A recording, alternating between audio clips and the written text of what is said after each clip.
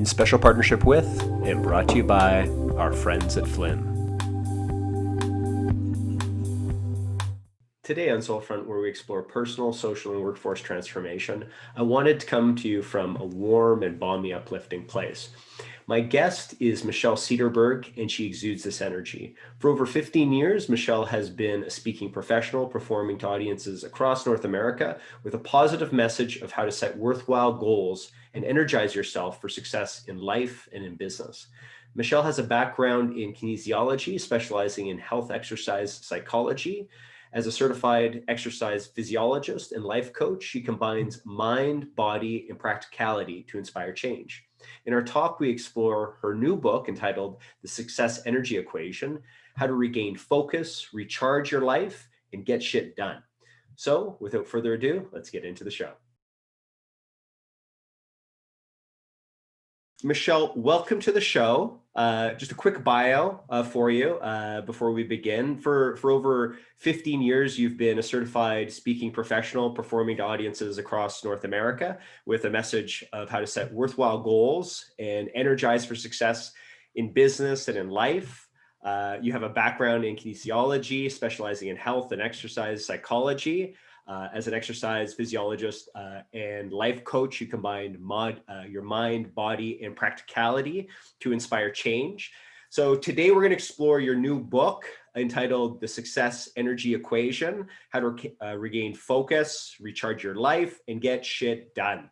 Yes. So Michelle, thanks so much for being on the show. Thanks for having me. Yeah. So to begin, can you tell us a little bit about the origin story of your book and the title, The Success Energy Equation? Yeah, absolutely. I mean, I've been speaking for over 15 years now on health and energy and vitality and resilience and life balance and how to help busy people drive to higher levels of success. And it all to me comes down to energy management. And so I just started to say this in my presentations, to harness your success energy. And then one of my colleagues said, you should write a book about that. So I realized, so that success energy, that's kind of unique to me. And I know what it means to myself. And so let's really dig into that. So I started to just explore what that would be. So that's kind of, 4 years in the making, this idea of success energy and driving our success to higher levels with the energy within. Yeah. Well, like in reading your book, like a key moment in your life was when one of your clients actually stopped working with you. Yep. I got fired. They said, like, Michelle, I can see you're unhappy. Yeah. In that moment, you said you felt, anger, disbelief, embarrassment, but you also had this sense of relief. You decided that you wanted to reevaluate your life, the self-criticism you had for yourself, and you started your own success energy journey. Can you tell us about that moment? Yeah, very much so. I mean, I was personal training, and Donna, my client, came to me and said, I come to your sessions to get energized. And right now you've got the weight of the world on your shoulders and I can feel it. And I thought I'd been fooling everybody, but I was in this unhappy point in my life. And she said, I need to work with another personal trainer. You should work with my counselor. And she handed me her business card. And I kind of went, what do you mean? But the relief was because I didn't have to, I felt finally like I don't have to fool anybody anymore. I can just, let's stop this crazy roller coaster and figure out how to get happy, how to regain my own energy so I can walk my own talk. So it was a bit of I say that I'm a student of all that I teach. And that was one of the, kind of early learning moments that put me on my path to, kind of doing better for myself and for those I serve. Yeah, let's get actually into the success energy equation kind of itself. Like you have the idea of success, and then it equals clear goals, which are achieved like as a function of belief in yourself, and also this discipline you have to do the work. But like one of the most important variables is, like we talked about, is energy. And the success energy equation, energy management, is this multiplier where you can enhance your overall performance. Can you go deeper into the concept of energy management? Why is it so critical?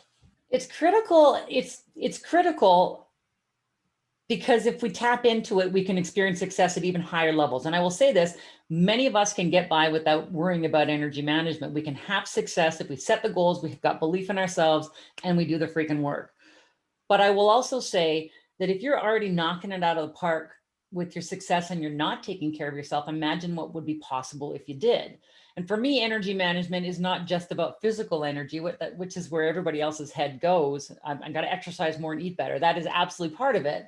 But to me, energy management is managing your physical energy, which boosts your emotional energy, which drives focus in your mental energy. And all of those things will help you to have better cognitive energy. And when all of those levels are working, your brain power and your output and your confidence and everything you need to drive success to a higher level just goes up. And so I can't imagine why we wouldn't spend a little bit of time tapping into this physical body and the brilliant mind in it from an energy management standpoint. Yeah, and I think everyone has their own aha moment when they recognize things might change. Like you mentioned like 12 signs that you might be on autopilot, and it's like things like your routine is predictable. You don't look forward to the day ahead. You're always checking your device.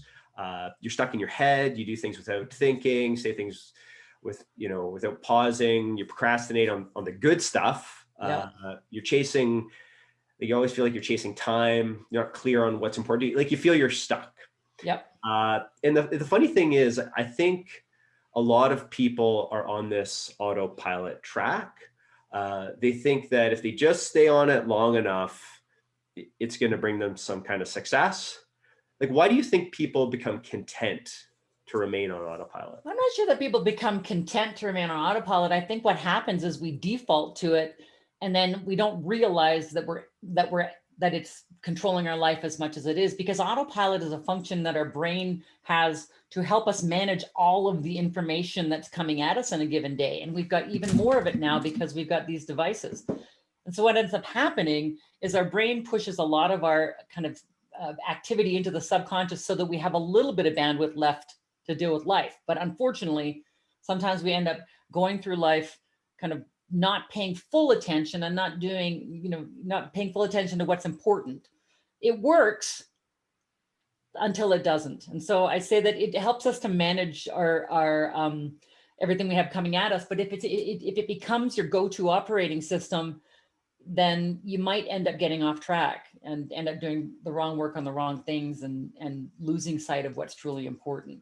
So it helps us to manage life when things get crazy. But if we don't have strategies for getting off of autopilot, then somewhere down the line, we're going to look up and go, I totally did not mean to go this way. Yeah, And then we have to do the life reset. for sure.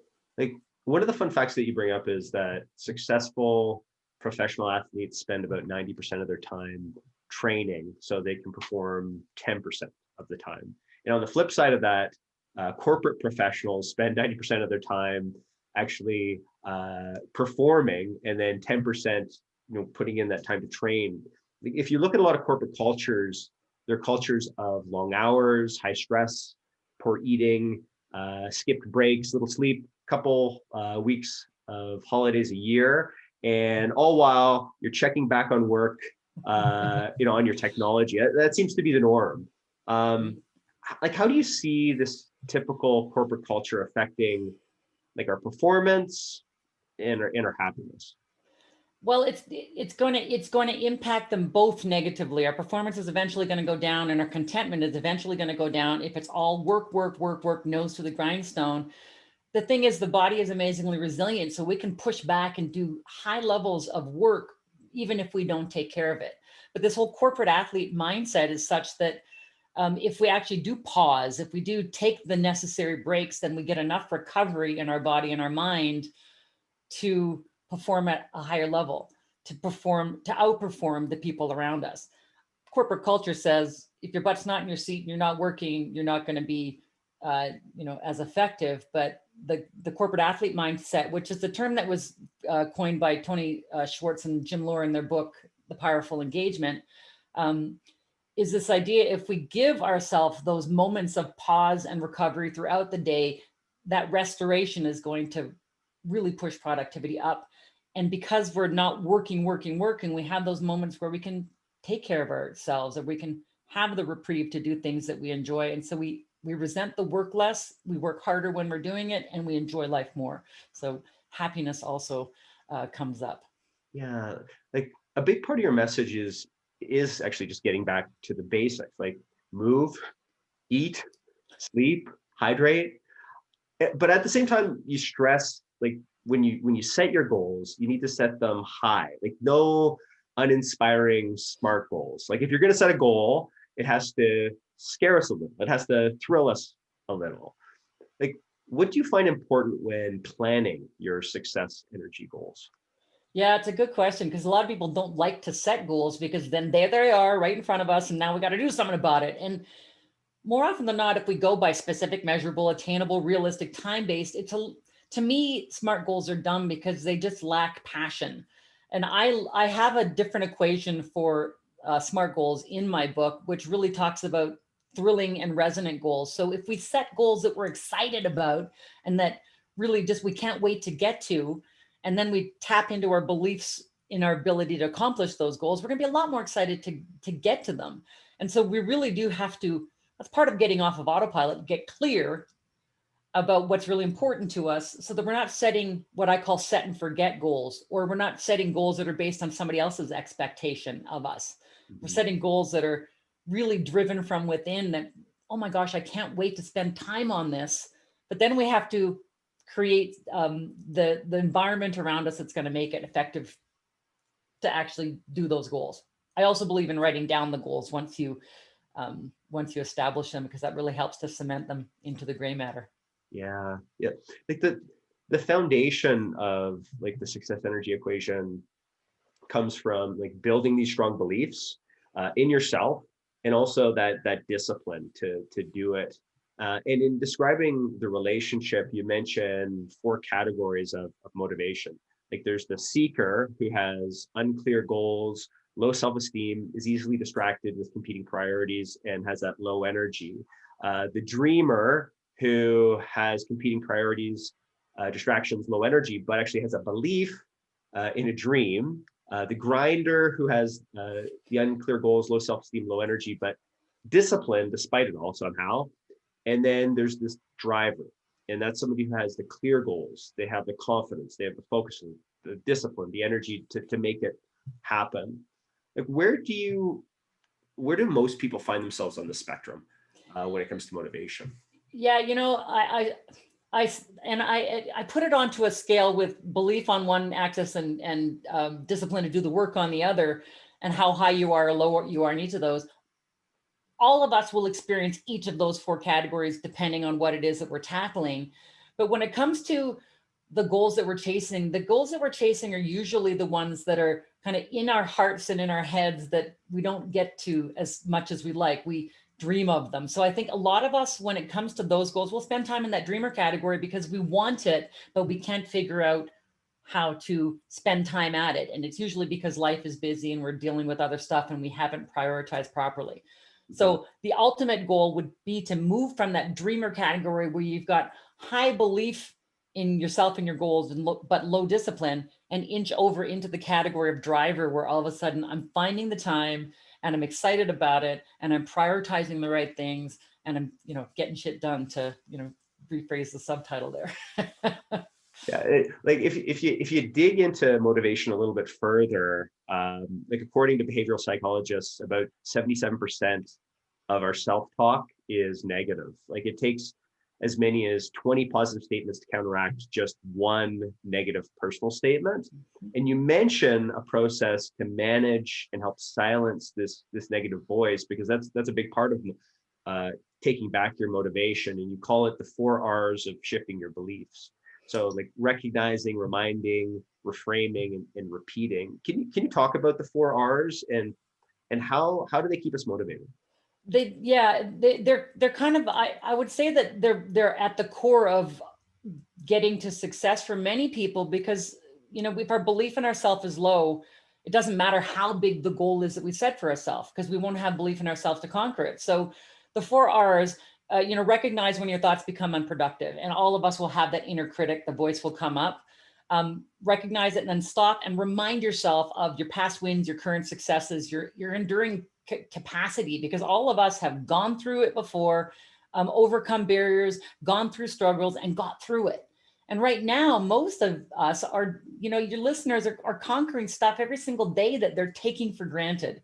Whether it's navigating COVID or work from home or kids schooling or the work that you do every single day just to keep your family together, healthy, happy, whatever it might be, we're crushing goals all day long and we don't give ourselves credit. So remind yourself of that.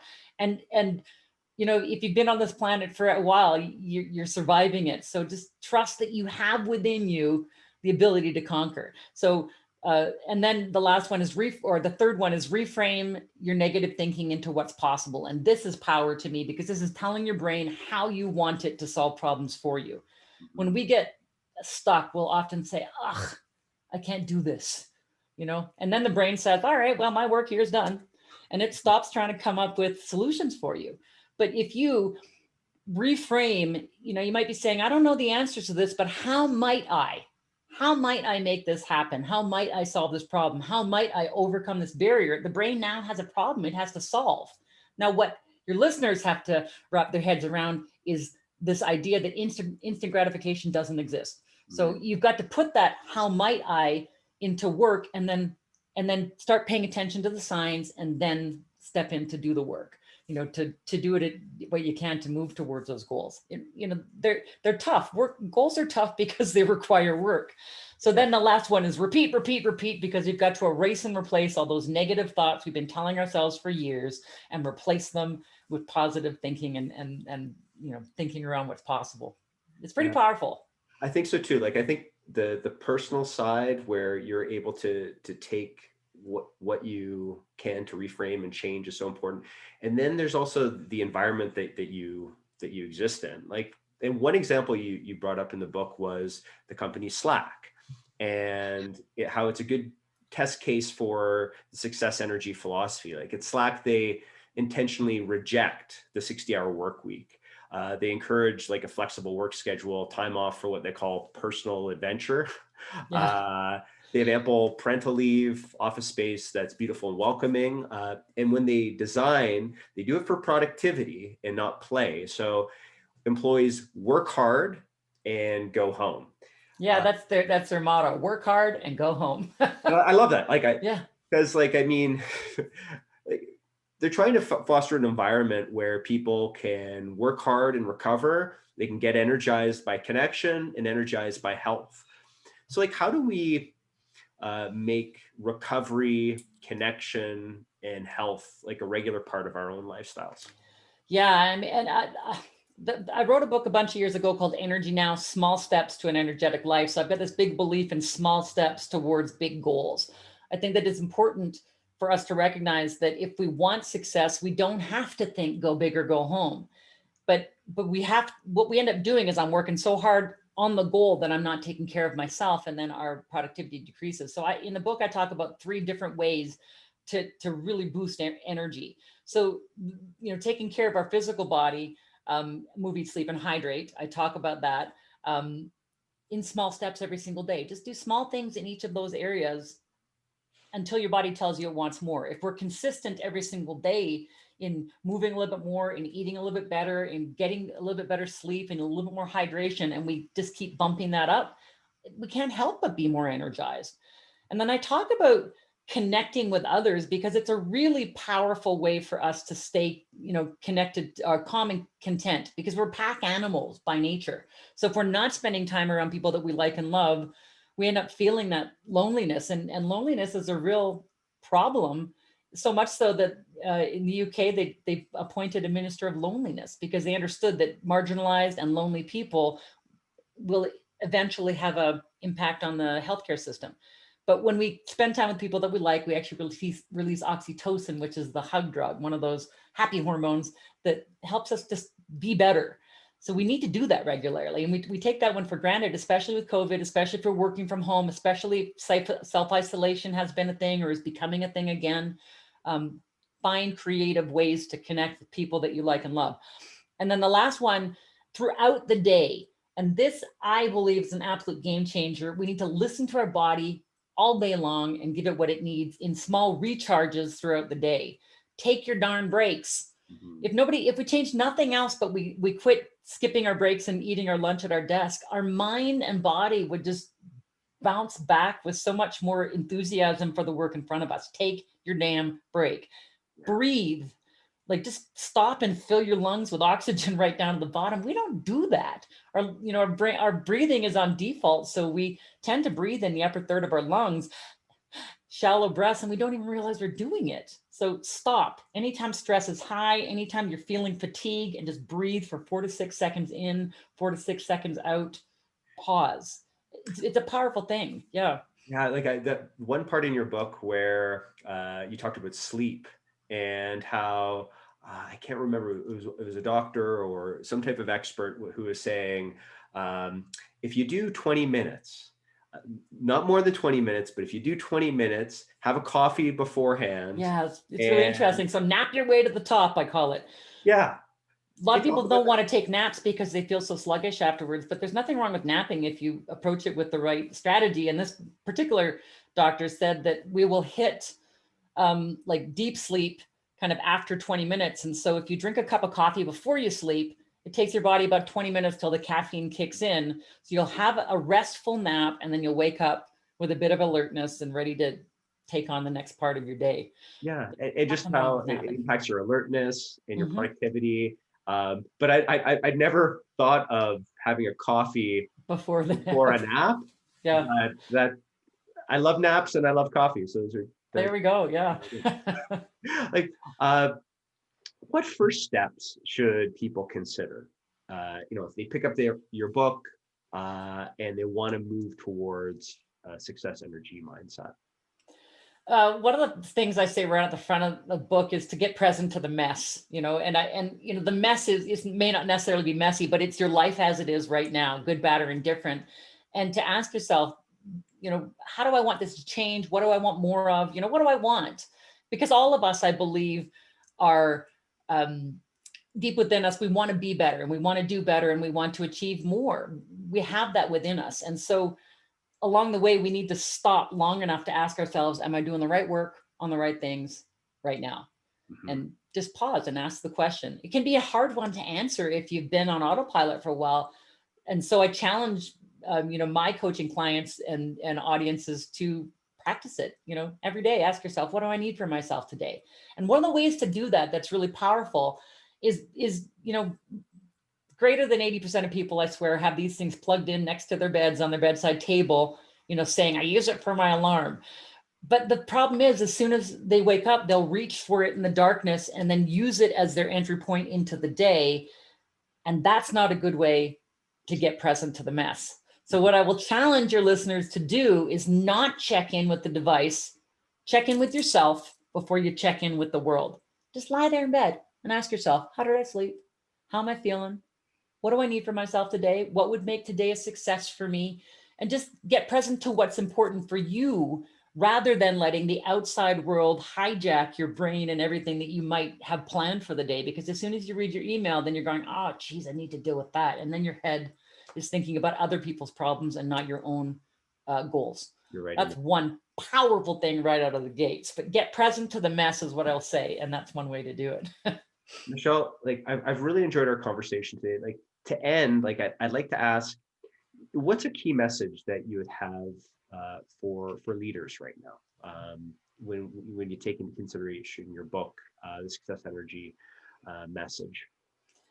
I believe that if you are leading a group of individuals or an organization, leading by example in the energy management front is probably one of the most powerful things that you can do, because energy management means that you might need to step away from the work every now and then to recharge or connect or to take care of your health. If you're a leader that does that and encourages your staff, employees, team to also listen to their bodies and take care of their health, that's going to go a long way to creating a happy, productive, and committed workforce, to my mind. If you're not used to doing that, it can feel like, oh my gosh, I'm letting them all loose, but trust that they will come back to you energized and ready to do the work if you give them opportunities to exercise during the day, to have flexibility if they're working from home, to deal with homeschooling or the challenges that are coming up, to take their breaks. There's an interesting thing that a company did, and I can't remember who it was, but they now have instituted a mandatory digital commute for people who are working from home. Because what used to happen when we used to have to get in our cars or get into transit to get to our offices is we'd have that time to transition from home to work or work to home. And now we wake up, we have our coffee, we sit down, we start working, and it's impacting the quality of our work. So that was another interesting idea. Instigate a 30-minute to 45-minute mandatory digital commute where people can do what they like, whether it's exercise or meditate or get their kids to school or whatever. So yeah, as leaders, don't be afraid to listen to your team and talk to them and create a strategy that is good for these times. That's wonderful. Michelle, thanks so much for your time today. I really appreciate it. It's been really fun chatting with you, Scott. Thanks so much. Thank you for your support. Please remember to click subscribe so we can bring you more remarkable interviews with extraordinary leaders.